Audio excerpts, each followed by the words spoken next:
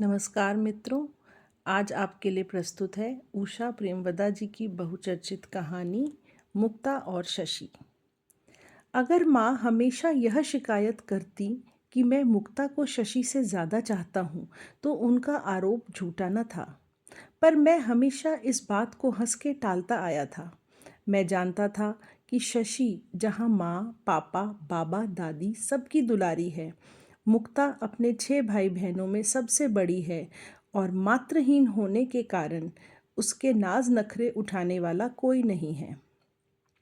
इसलिए जब मुक्ता का पत्र आया कि छात्रावास बंद होने पर दशहरे की छुट्टियों में वह हमारे यहाँ आ रही है, मैंने मुदित मन माँ से जाकर कहा, माँ, परसों मुक्ता आ रही है। मैंने देखा माँ कुछ विशेष प्रसन्न नहीं लगी। मैंने पापा से कहा, मुक्ता आ रही है। मुक्ता पापा से शतरंज खेलती थी और हमेशा जानबूझकर हार जाती थी। इसलिए पापा मुस्कुराए, बोले, अच्छा है।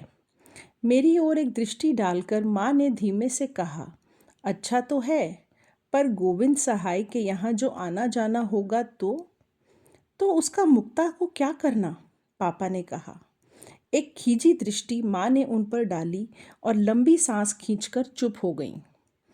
तब मैं समझा, शशि उस साल बीए फाइनल में थी और बाबा दादी का मन था कि जैसे भी हो उसकी शादी इसी साल हो जाए, जिससे एमए पढ़ने का सवाल ही न उठे। बाबा और पापा दोनों साल भर से वर की खोज में प्राणपण से जुटे थे, पर अभी तक सौदा पटा न था। शशि हम तीनों भाइयों की इकलौती बहन थी, फिर भी मैं निरपेक्ष भाव से उसे देख सकता था। नाक नक्श की सादगी को उसका गोरा रंग ढक लेता था, ऐसा रंग जिसकी उपमा कच्चे दूध से दी जाती थी। मामूली कद, नृत्य और संगीत में पारंगत, रेडियो पर अक्सर गाती थी। उसे बढ़ावा दिया जाता था क्योंकि माँ जानती थी कि शादी के समय यह बात काफ़ी महत्वपूर्ण समझी जाएगी। हाँ, शशि सुंदर कही जाती थी। माँ समझती थी कि उनकी पुत्री से विवाह करने के इच्छुक लोगों का घर के आगे क्यों लगा रहेगा। पर ऐसी बात न होने पर और ऊपर से साल भर की खोज के बाद वह काफ़ी निराश हो चुकी थी। रिश्तेदारी में किसी लड़की की शादी की खबर सुनती तो उस दिन खाना गले से नीचे न उतरता। सांस भरकर कहती, देवर जी ने तो शशि से छोटी 2 लड़कियां ब्याह दी। छोटे दादा भी कुसुम से उद्धार पा गए। न हमारा सा ठाठ है, न हमारी सी बेटी। बार बार इसी आशय की बात सुनते सुनते जब मैं ऊब उठा तो एक दिन शांत स्वर में कहा, पर माँ, उन लोगों ने अपनी लड़कियां साधारण खाते पीते लोगों को दी हैं। वे तुम्हारी तरह चोटी के लड़के नहीं ढूंढते कि घर भी बहुत बढ़िया हो, लड़का भी सुंदर हो और कम से कम 10,000 कमाता हो। तुमने लखनऊ वाला लड़का यह कहकर छोड़ दिया कि बहुत काला है और नौकरों की तरह लगता है, हालांकि उसका वेतन 8,000 था। माँ भक से जल उठी।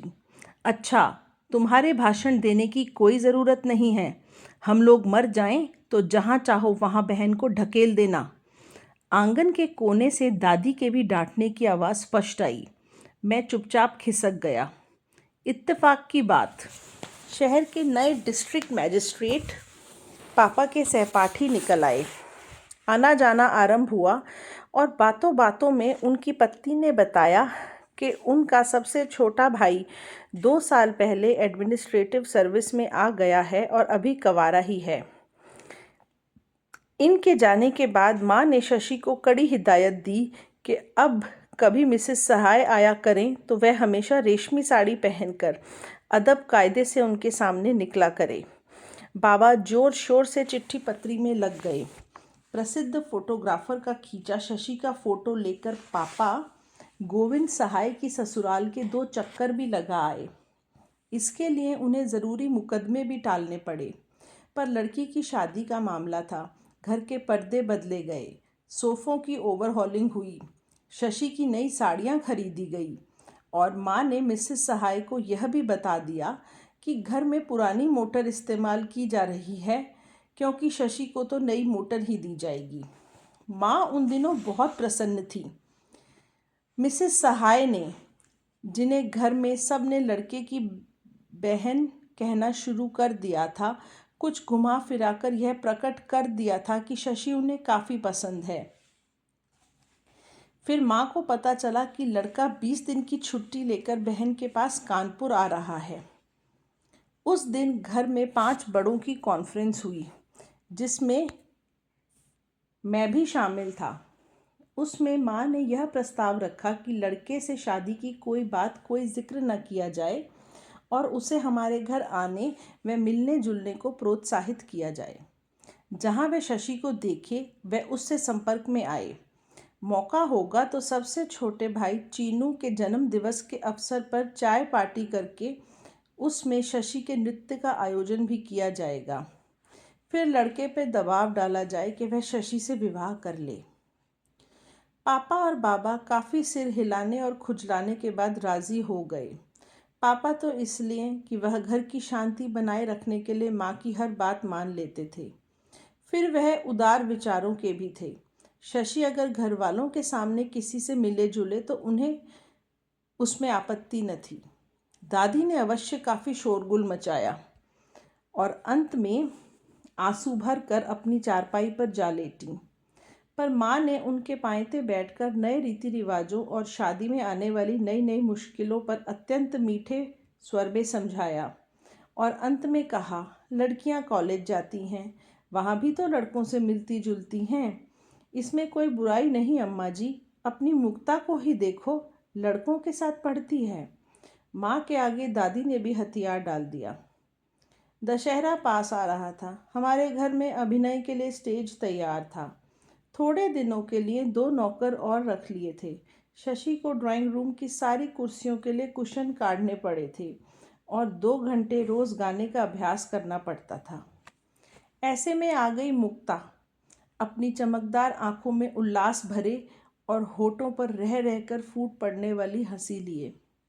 उसे स्टेशन लेने मैं ही गया था। सामान उतरवा के जब हम लोग चले तो गोविंद सहाय और उनकी पत्नी सामने पड़ गए। उनके साथ मिसेस सहाय का भाई विकास भी था, जो उसी ट्रेन से आया प्रतीत होता था। गोविंद सहाय ने कहा, विकास, यह मेरे मित्र लक्ष्मी आदित्य एडवोकेट का लड़का है और यह है विकास। विकास मुस्कुराया। उसकी आंखों के पास छोटी छोटी सिकुड़नें पड़ गई थीं। मुक्ता मेरे पीछे खड़ी आंखें फैलाए उन लोगों को देख रही थी। मैंने उसे आगे करते हुए कहा, यह मेरी ममेरी बहन है मुक्ता, एमए फाइनल में पढ़ रही है। फिर थोड़ी शिष्टाचार की बातों के बाद हम लोग अलग हो गए। रास्ते में मैंने चाहा कि मुक्ता को विकास के बारे में बता दूं, मगर उसकी अनवरत बातों की झड़ी में मुझे अवसर ही न मिला। घर पहुंचकर मुक्ता ने पाया कि माँ उसके आने की हलचल सुनकर भी सारा काम छोड़कर बाहर नहीं निकली और शशि भागती हुई आकर उससे लिपट नहीं गई। मुक्ता अंदर गई, जहाँ माँ अलमारी से धुले कपड़े निकाल रही थीं। आ गई मुक्ता? माँ ने चिकन की धोती उलट पुलट कर देखते हुए कहा। उनकी आवाज़ में कोई उत्साह नहीं था। मुक्ता उलझी सी उन्हें देखती रही। फिर पूछा, शशि कहाँ है बुआ? अपने कमरे में होगी। माँ ने उसकी तरफ पीठ करके कपड़ों के ढेर में से एक ब्लाउज खींचते हुए कहा। मुक्ता ने आहत आंखें उठाकर मेरी ओर देखा, फिर शशि के कमरे में चली गई।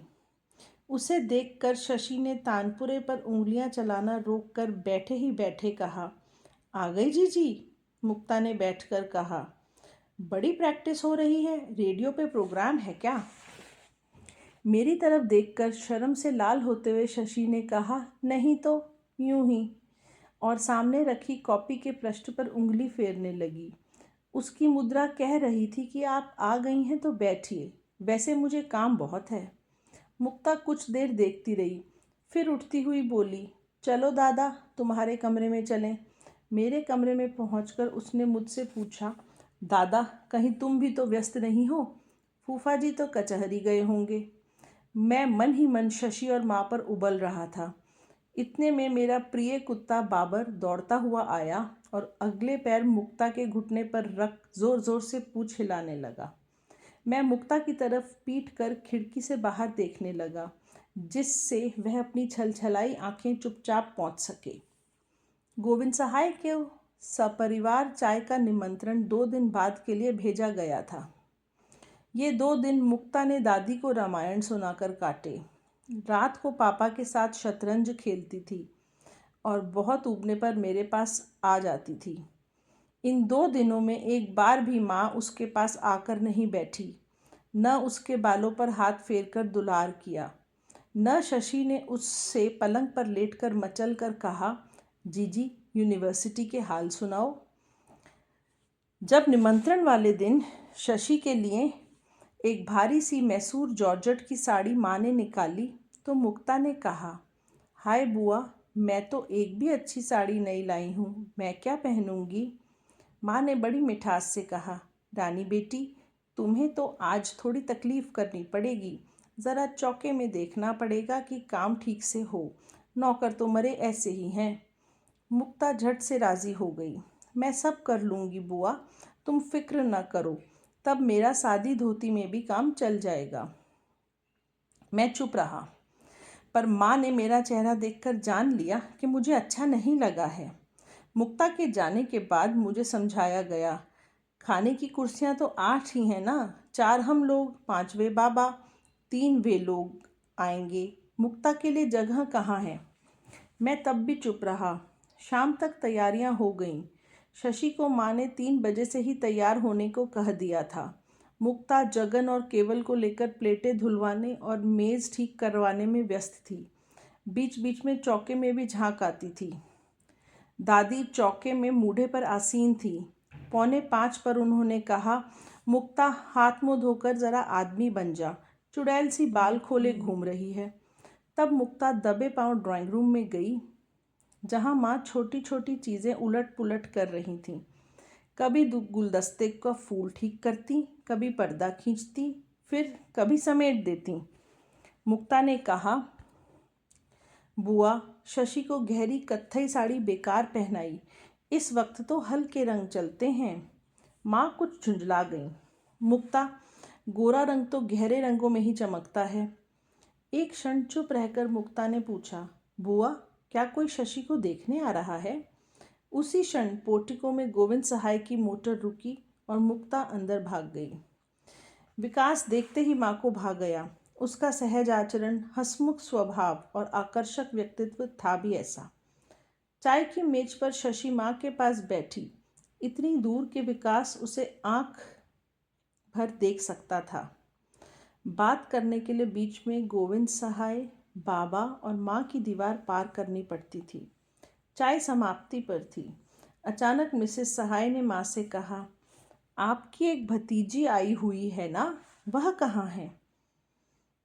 माँ ने चौंक कर उन्हें देखा, फिर कहा, उससे बहुत कहा पर वह बाहर आई ही नहीं, अंदर है। मिसेस सहाय ने मुझसे कहा, जाओ उसे भी बुला लाओ।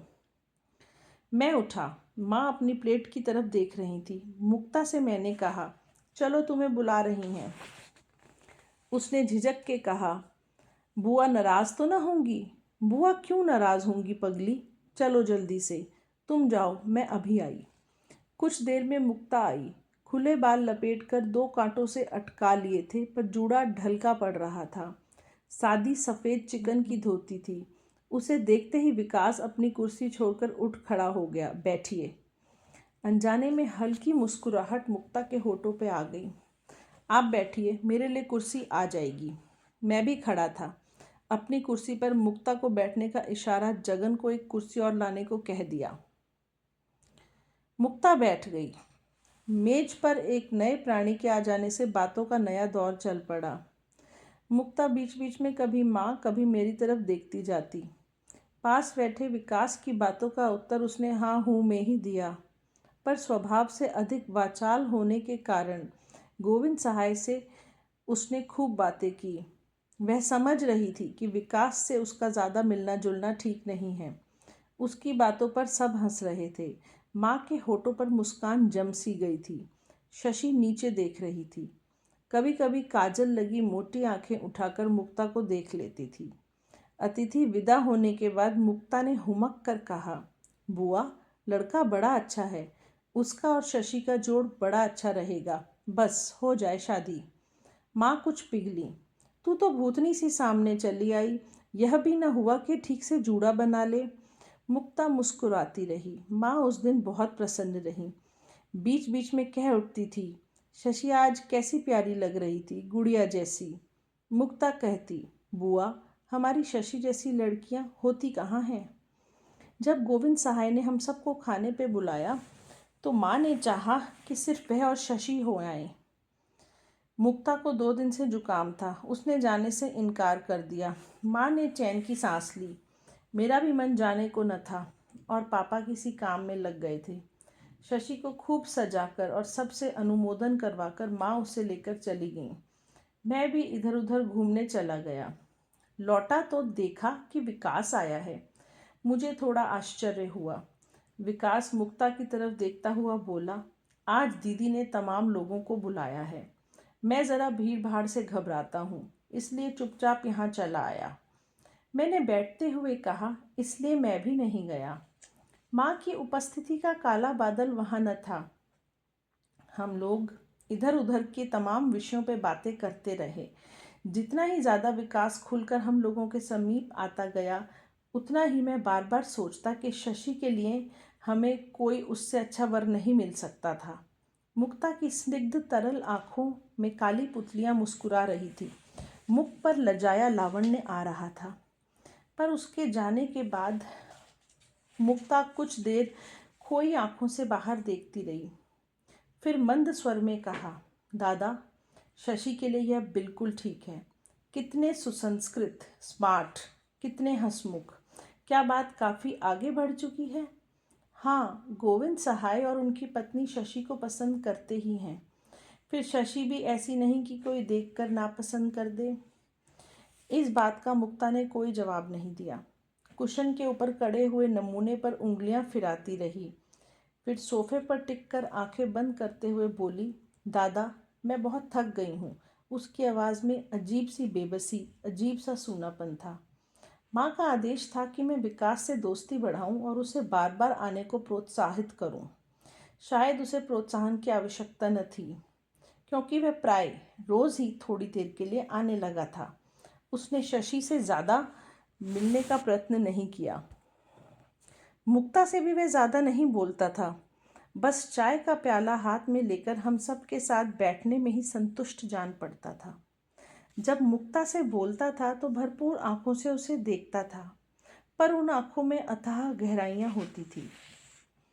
शशि को मैंने कभी अपने कपड़ों में इतनी रुचि लेते नहीं देखा था, न मुक्ता को अपने प्रति इतना उदासीन। पहले हमेशा जूड़ा बनाती थी, अब बाल ढीले ही रहते थे। पहले उजले मुंह पर रोली का टीका रहता, अब वह भी छोड़ दिया था। कपड़े भी हमेशा सादे। कानों में जो बालें पहने रहती थी उन्हें भी उतार दिया था। अब उसका पीला मुख विचित्र रूप से सूना सूना और मुरझाया लगता। बस तरल काली आंखें चमका करती थी। पहले तो मुक्ता ऐसे रहती तो माँ उस पर हरदम चिल्लाया करती कि जाने कैसी मनहूस लड़की है, कुछ पहनने ओढ़ने का मन ही नहीं होता।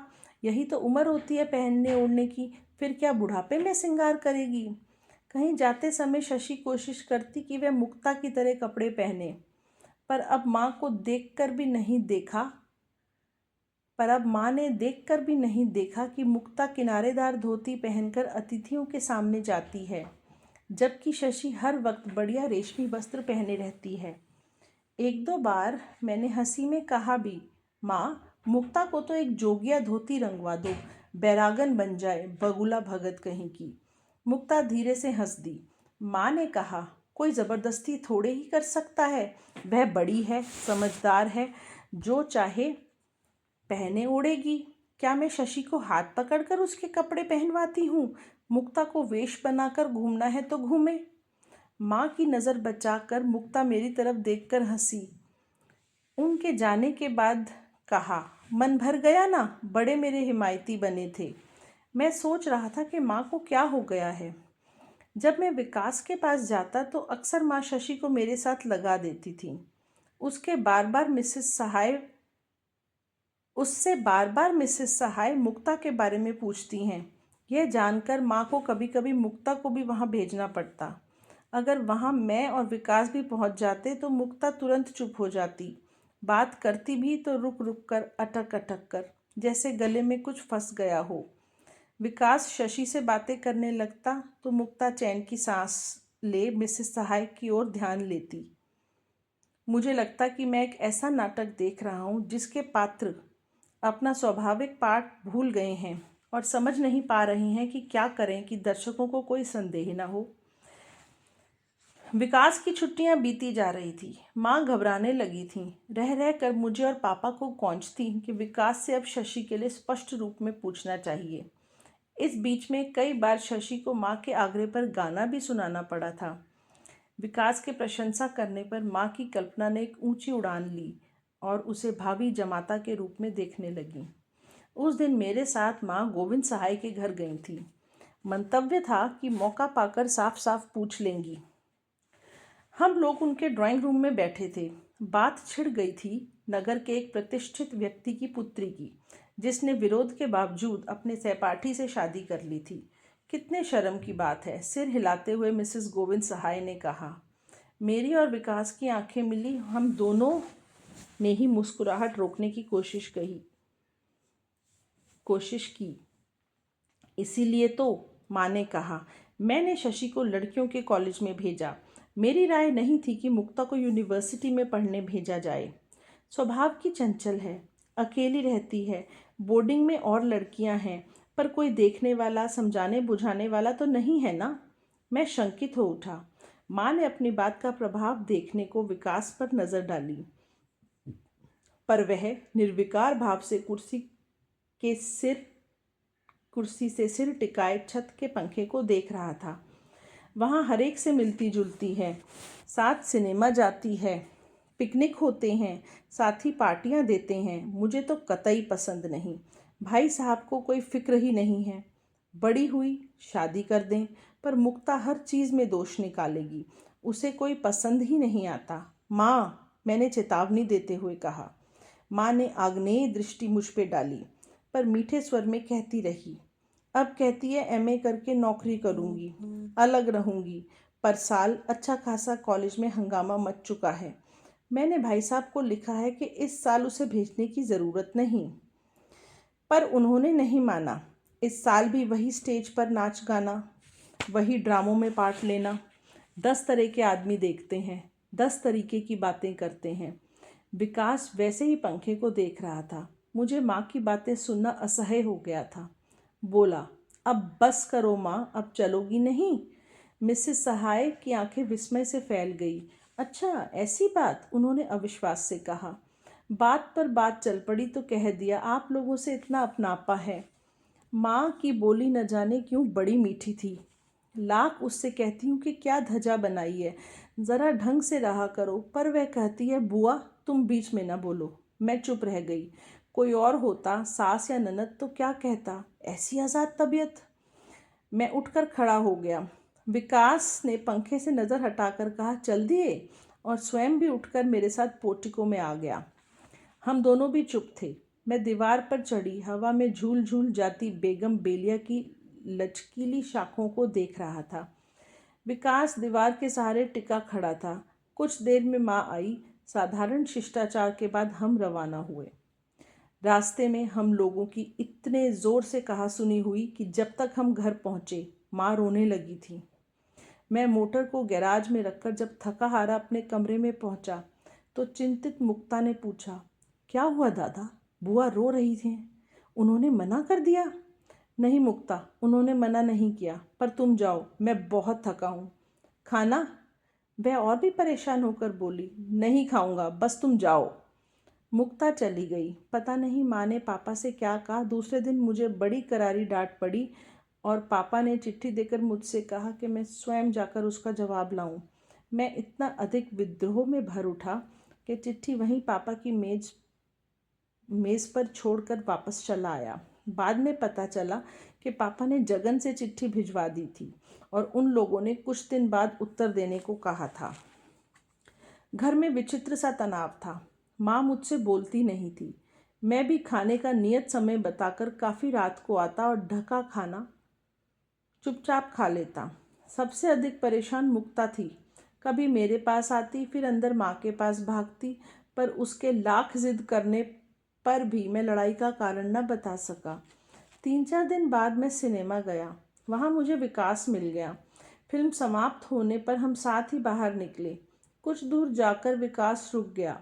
उसकी आंखें सिनेमा हॉल की झिलमिलाती रोशनी को देख रही थी। हवा का झोंका आया और हमारे ऊपर के पेड़ों की पत्तियों में मरमर ध्वनि हुई। मैं प्रतीक्षा कर रहा था। अचानक ही विकास ने मेरे कंधे पर हाथ रखकर कहा, अपने पापा से कह दीजिएगा कि मुझे शशि से विवाह करने में कोई आपत्ति नहीं है।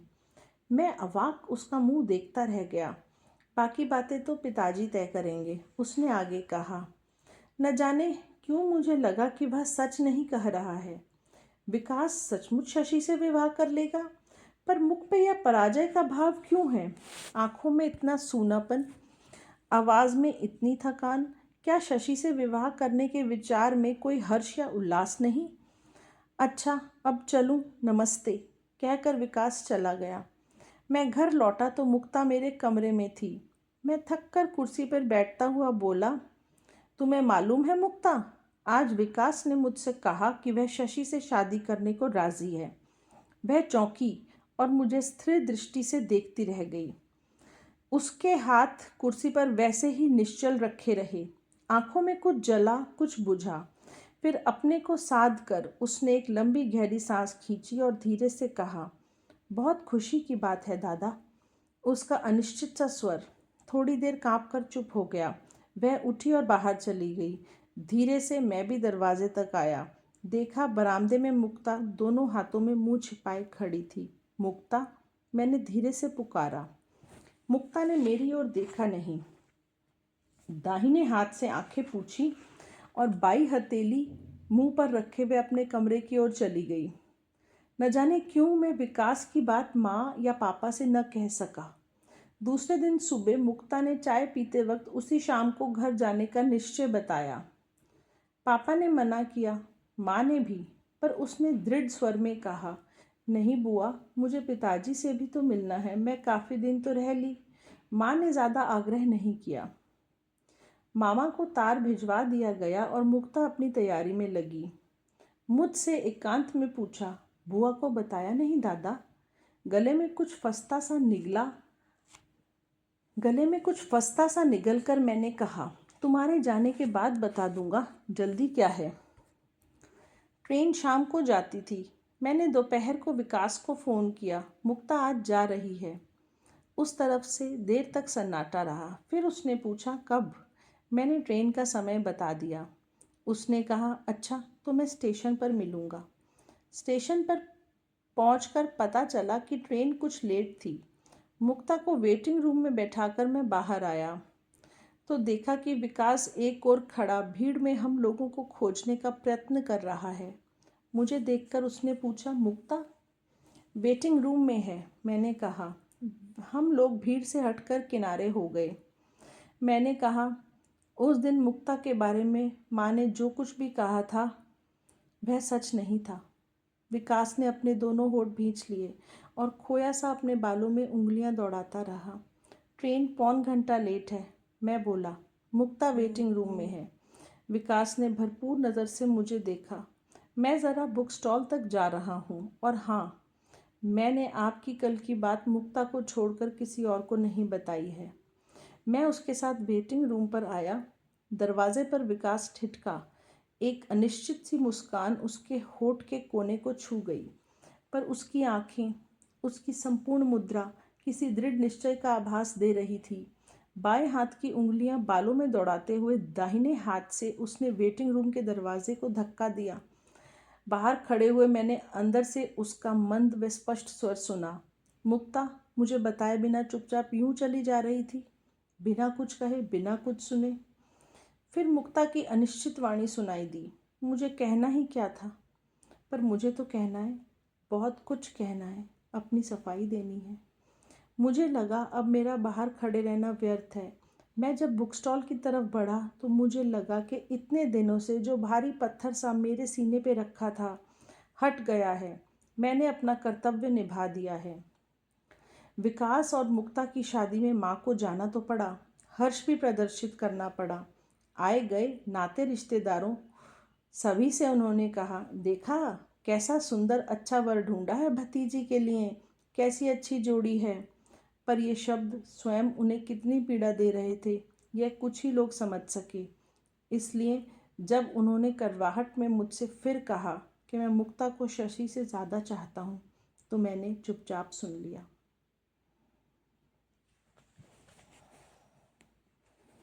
आप सुन रहे थे उषा प्रेमवदा